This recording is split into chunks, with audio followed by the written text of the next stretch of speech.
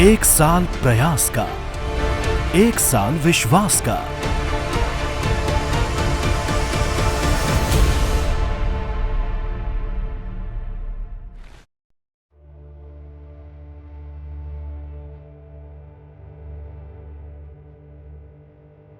स्वर्णिम छत्तीसगढ़ के संकल्प को पूरा करने 2003 से 2018 तक सत्ता में रहते हुए भारतीय जनता पार्टी की सरकार ने छत्तीसगढ़ को विकास की नई ऊंचाइयों की ओर अग्रसर किया।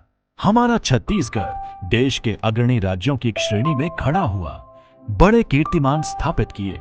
पंडित दीनदयाल उपाध्याय के सिद्धांत अंत्योदय के तहत राज्य सरकार ने प्रत्येक व्यक्ति तक सरकारी योजनाओं को पहुंचाया, जैसे 1 रुपए किलो चावल, मुफ्त साइकिल और महिला स्व सहायता समूहों को रोजगार के अवसर। खाद्य सुरक्षा में छत्तीसगढ़ ने इतिहास रचा, जिससे 86% जनसंख्या को पोषण सुरक्षा प्राप्त हुई। कृषि, स्वास्थ्य, शिक्षा, रोजगार और महिला सशक्तिकरण के क्षेत्रों में भी राज्य ने बेमिसाल पहल की। किसानों को 0% ब्याज पर ऋण और उच्च शिक्षा के लिए ऋण ब्याज अनुदान जैसी योजनाओं ने छत्तीसगढ़ की सामाजिक और आर्थिक संरचना को मजबूती प्रदान की। 2003 से 2018 तक छत्तीसगढ़ राज्य ने बुनियादी ढांचे के क्षेत्र में भी उत्कृष्ट सफलता हासिल की थी। सैकड़ों किलोमीटर की सड़कों का निर्माण, स्मार्ट सिटी परियोजना और डिजिटल इंडिया की दिशा में आगे बढ़ते हुए बस्तर को ऑप्टिकल फाइबर नेटवर्क से जोड़कर राज्य ने संचार क्रांति की दिशा में महत्वपूर्ण कदम उठाए। भारतीय जनता पार्टी ने इस 15 साल में छत्तीसगढ़ को न केवल विकास के बड़े आयामों से जोड़ा, बल्कि राज्य के सामाजिक सांस्कृतिक ढांचे को मजबूती प्रदान करते हुए समाज के प्रत्येक वर्ग को मजबूत करने में महत्वपूर्ण योगदान दिया।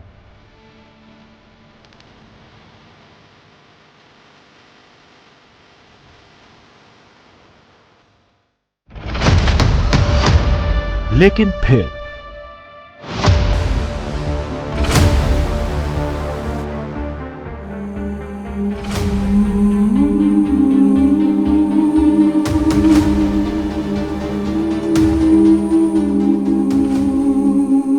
छत्तीसगढ़ ने पिछले 5 वर्षों 2018 से 2023 तक में कांग्रेस की तानाशाही की सरकार देखी। छत्तीसगढ़ में कई बड़े घोटाले हुए और कई अमानवीय घटनाएं हुई।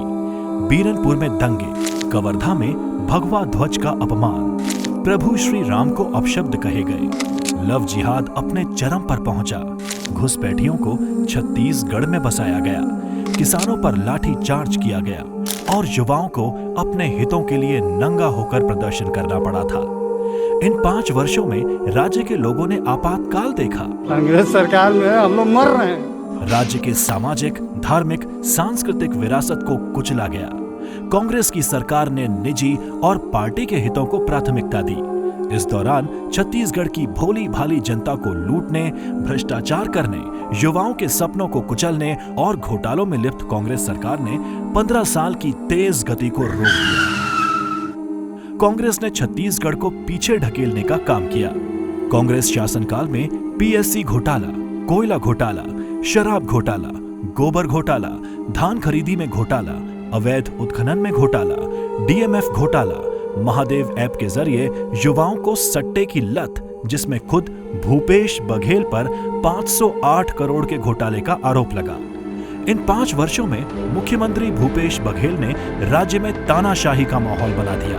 भाजपा के कार्यकर्ताओं, पत्रकारों और जनता तक को प्रताड़ित किया गया, जिसके बाद छत्तीसगढ़ की जनता ने 2023 के विधानसभा चुनाव में कांग्रेस सरकार को सिरे से नकार दिया और इनके गलत नेतृत्व को ध्वस्त कर दिया। और नहीं सही वो बदल के नहीं वो।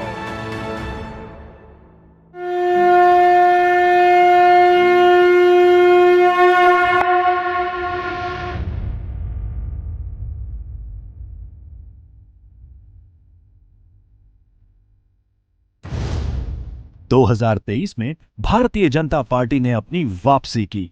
ये जीत केवल भाजपा की नहीं थी, बल्कि छत्तीसगढ़ की अस्मिता, स्वाभिमान और जन जन की जीत थी, जिन्होंने इस भ्रष्टाचार और अराजकता से उबरने के लिए एक नया नेतृत्व चुना। छत्तीसगढ़ का आदिवासी समाज हमेशा राज्य में आदिवासी मुख्यमंत्री की मांग करता रहा है। प्रधानमंत्री श्री नरेंद्र मोदी जी और भाजपा नेतृत्व ने जन भावनाओं का सम्मान करते हुए गांव, गरीब, किसान, मजदूर की आवाज श्री विष्णुदेव साय को मुख्यमंत्री बनाया। मैं विष्णुदेव साय ईश्वर की शपथ लेता हूँ। ये एक ऐतिहासिक कदम था। विष्णुदेव साय के नेतृत्व वाली सरकार ने अपने पहले साल में ही समाज के विभिन्न वर्गों के लिए कई योजनाएं लागू की, जिससे छत्तीसगढ़ में विकास की नई राह दिखाई दी। भाजपा सरकार ने जनता के बीच विश्वास फिर से स्थापित करने का संकल्प लिया। विष्णु सरकार ने छत्तीसगढ़ की जनता को समर्पित कई योजनाएं शुरू की। धान के न्यूनतम समर्थन मूल्य को 3100 रुपए प्रति क्विंटल कर दिया। साथ ही किसानों को 2 साल का बोनस एक मुश्त दिया। राज्य की महिलाओं में महतारी वंदन योजना से सालाना 12,000 रुपए देने का निर्णय लिया। शक्तिपीठ परियोजना का विस्तार, पीएससी घोटाले की जांच का आदेश दिया गया। पारदर्शिता के संकल्प के साथ युवाओं का भविष्य संवारने का काम हुआ। जिलों में हाईटेक लाइब्रेरी की स्थापना, नक्सलवाद के खिलाफ मजबूत लड़ाई, राज्य में सड़कों और रेल कनेक्टिविटी का तेजी से विस्तार शुरू हुआ।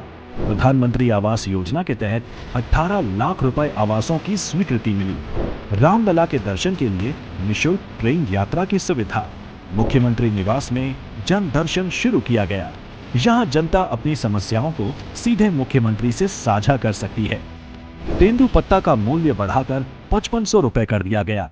अनेक योजनाओं ने छत्तीसगढ़ के विकास की रफ्तार को और तेजी से बढ़ा दिया और चित्रोत्पला फिल्म सिटी और जनजातीय व सांस्कृतिक कन्वेंशन सेंटर बनाने के लिए केंद्र ने 147 करोड़ 66 लाख रुपए जारी किए। मात्र 1 साल की अल्प अवधि में भारतीय जनता पार्टी की विष्णु सरकार ने अंत्योदय को फिर से स्थापित कर दिया।